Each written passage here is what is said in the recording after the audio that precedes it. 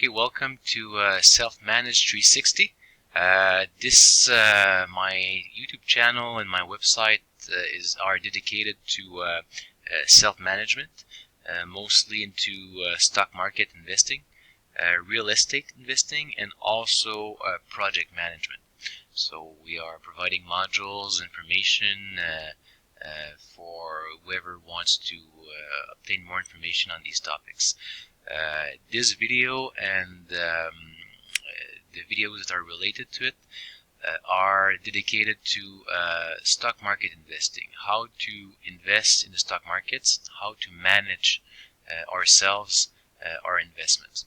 So before I get started, the audience that I'm targeting is made of inexperienced or intermediate investors, small investors that are working full-time jobs, that don't really have the time to get involved in managing their portfolio of 40 hours a week.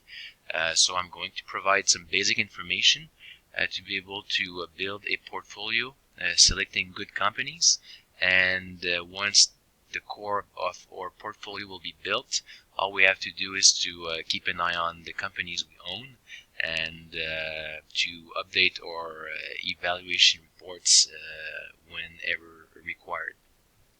So before we get started, I just want to make sure that people understand I'm not a financial advisor.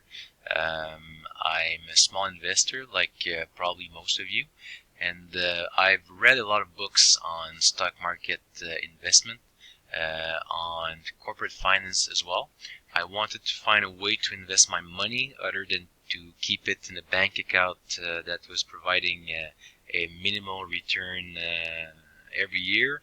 And I also wanted to invest in something else than the government bonds that are also providing really small returns when you compare it to the potential of the stock markets.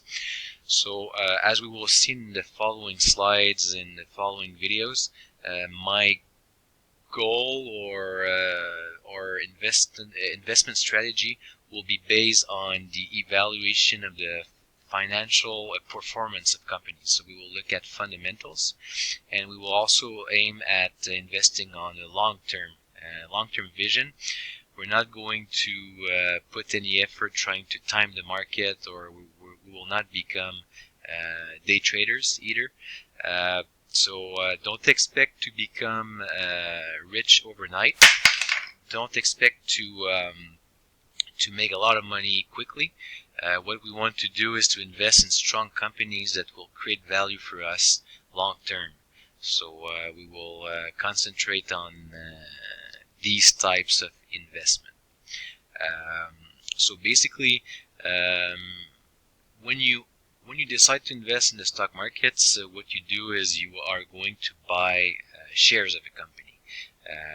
The stock price is the price of owning one share. So once you start investing in the stock markets, you become owners, shareholders of the company you buy stocks from. So what we will stress is to invest your money into profitable business, profitable companies. It sounds obvious at first, but there are hundreds of companies trading on the stock markets that are not making a profit because they're operating in a cyclical industry, because they are trying to develop their business models so that they will become one day profitable, or that they're trading based on hype assumptions and speculation only. So we will try to find companies that are already making a profit for a few years, at least 5, and we will also look at companies that are going to have positive trends in the profits. So as we will see when we'll discuss valuation later, often the value of the shares or of the stock will depend on the profitability level, but also if the profitability is increasing, then we should expect the stock price to go up as well. So stock prices, what are we seeing when we look at the TV channels on finance, or when we go on financial websites? We see stock prices of a bunch of companies going up and down every day, every week. Sometimes they go up big time, sometimes they crash.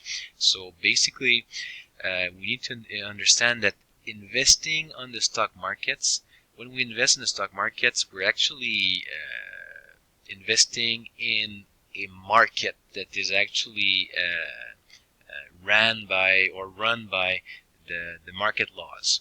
So when we buy a stock, we actually buy it from somebody else.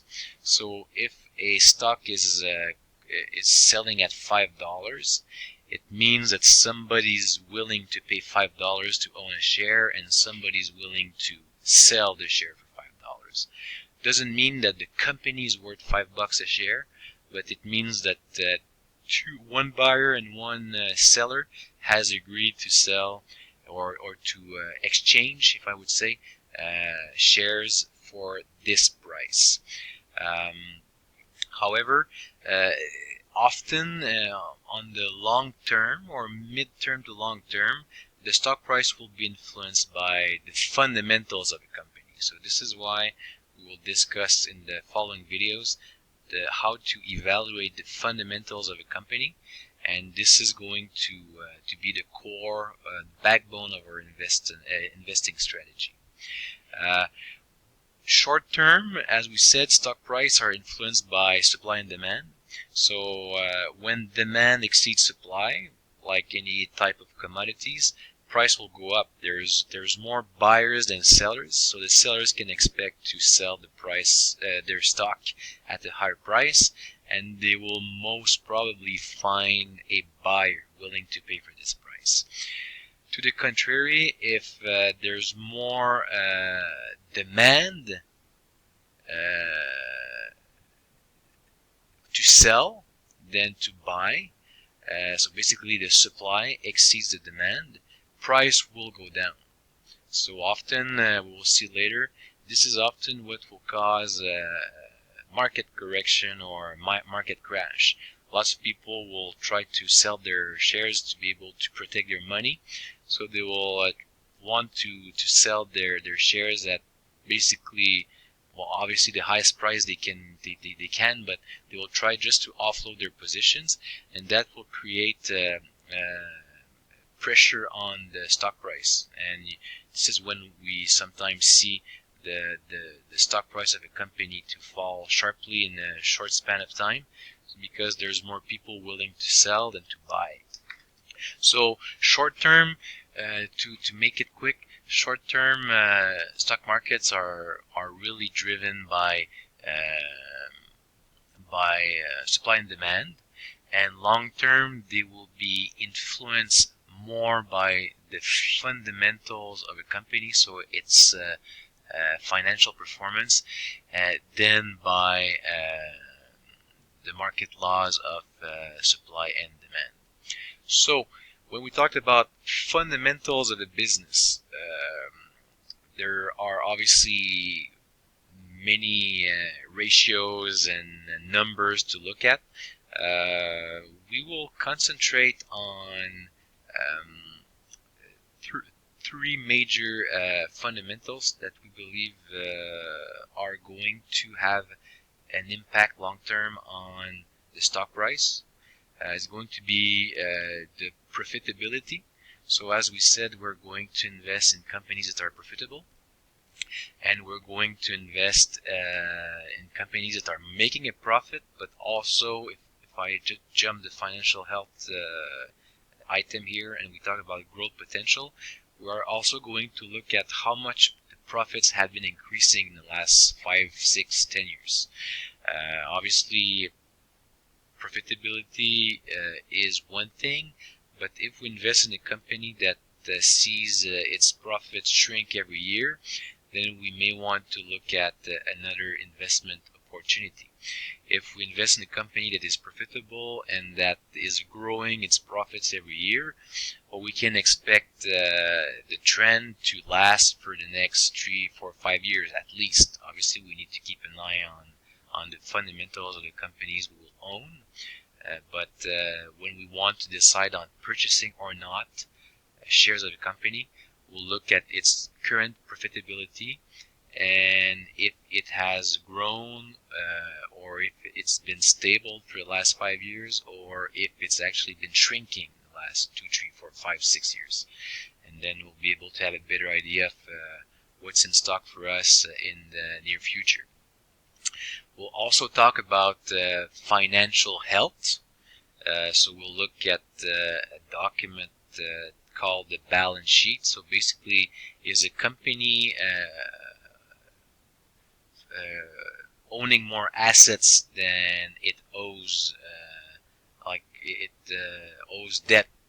So we'll look at how much assets a company owns and how much liability it owes. So obviously we'll be looking for companies that owns more assets than it owes liabilities, but we will also concentrate on trends. Is a company increasing its assets every year, or it's the other way around, where a company is increasing its liability every year and its asset pool is shrinking? We'll also discuss about short-term liabilities. If a company is in sound financial health, so that it can pay for its short-term liability, that's going to give us the confidence that the company can pay its liability short-term, and that it's not going to enter into any kind of potential bankruptcy situation, or it may have to borrow money just to be able to stay afloat. So we'll look at the financial health of our companies. So next video we'll talk about the stock market environment. We'll talk about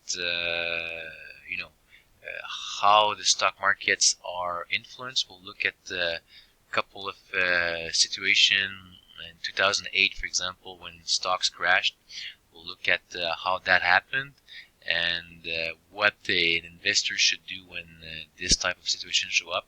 And we'll stress the importance of investing long term and not to be too much affected by the short-term emotionality of the stock market.